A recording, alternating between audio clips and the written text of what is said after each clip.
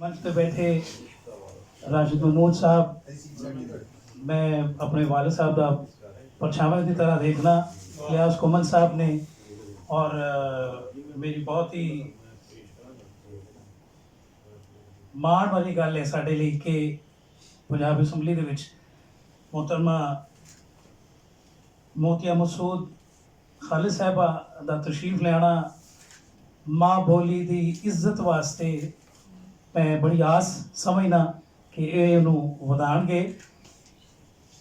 एक माया मेरे अब्बा जी ने लिखिया सी, शौकत अली साहब ने,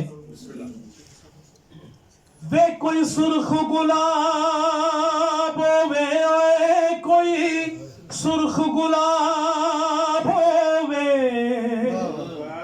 ओ रब्बा तेरे कोल आए ओए शाला ओथे भी पंजाब होवे, शाला ओथे भी पंजाब होवे।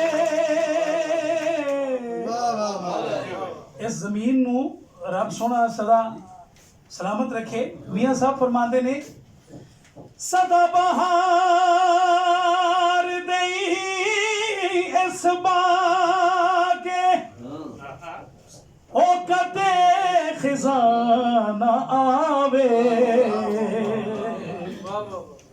ओवन फैज हजारा ताई ते हर भुखा फल खावे।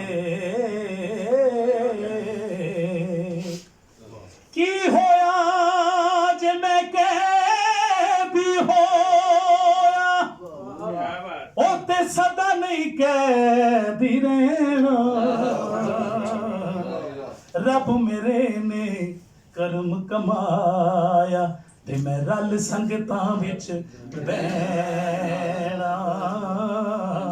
देस अपने दियां बल्लां नालों, यूसुफ पंजाबी साहब सोहनी गल कीती तुसी भी, देस अपने दियां वल्लां नालों ओ ते तुम्हें चुन चुन खाइए ते गैर मुल्क दियां बागां अंदर ओ मेवे खान न जाइए। भावें रहिए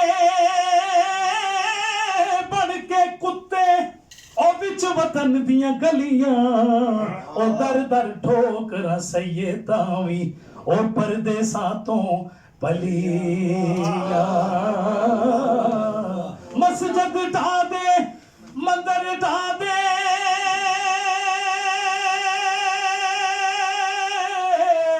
ओ मस्जिद ढा दे मंदिर ढा दे ते ढा दे जो कुछ टहदा, पर बंदियां दा ओ दिल ना टावी सोना रब दिलां विच रहिंदा।